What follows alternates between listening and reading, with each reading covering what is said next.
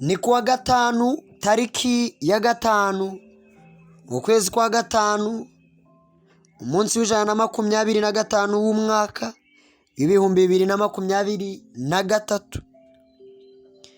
Imana iguteje intambwe nsha. Ntuzigere wihorera ku bakugomeye, kuko ibikorwa byabo bibi bizabagaruka. Igitabo cy'umuhanuzi Obadiya igice cya mbere umurongo w'10. Urugomo wagiriye mwene so Yakobo nirwo ruzagutera gukorwa n'isoni cyane, kandi kurimbuka kwawe kuzaba ukwiteka ryose. Umva mwene data, abaguhemukiye nabo bavandimwe bakuriganyije. Wageze mu kibazo, aho kugufasha barakuvuga. Wararwaye, aho kugusura bagenda bagutaranga.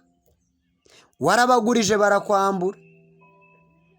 Warabishyuje wabagurije bakubwira nabi, baranagutuka. Ni urugomo rwinshi wakorewe, ariko Uwiteka arakwihanangirije ngo wowe ntugire umutima wihorera, ntugire umutima w'ubugome, ntugire umutima w'uburakari, kuko ibyo bikorwa byabo bibi, urwo rugomo rwabo rubi rw'ubwarwo ruzabatera ingaruka.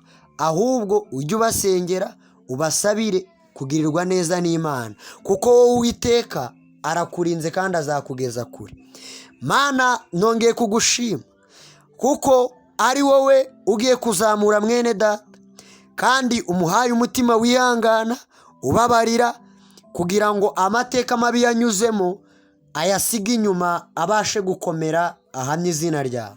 Mu izina rya Yesu Kristo, amen.